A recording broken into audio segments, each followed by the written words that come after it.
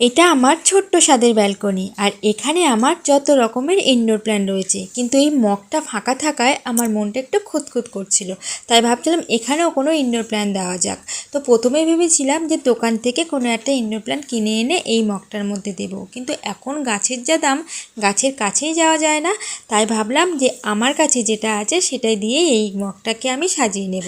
আমার কাছে কিছু পার্পেল হার্ট গাছ ছিল। তোমরা এখন ভাবছো যে এর কালারটা তো এইরকম নয়, আসলে এটা ছাওয়ায় থাকায় এর পাতার রং চেঞ্জ হয়ে গেছে। এর পাতার রংটা কিন্তু অসাধারণ দেখতে। তো যাই হোক, কিছু গাছ তো আমি কেটে নিয়ে আসলাম, এবারে পাতাগুলো নিচের অংশ থেকে ছাড়িয়ে নিলাম। ছাড়াতে ছাড়াতে মনে পড়লো আমি তো মগটার মধ্যে জলই দিইনি। জল না দিলে মাটিটা কী করে ভিজবে, আর না ভিজলে গাছগুলো বসাতেও পারবো না। তাই জল দিয়ে কিছুক্ষণ রাখার পর তারপর মাটিগুলো নরম হয়ে গেলে আমি গাছগুলোকে বসিয়ে দিলাম। তো বন্ধুরা, ভিডিওটা তোমাদের কেমন লাগলো অবশ্যই কমেন্টে জানিও, আর এখানে গাছটা লাগিয়েও কেমন লাগছে সেটাও কমেন্টে জানিও। আসতে হবে, চলি সবাইকে।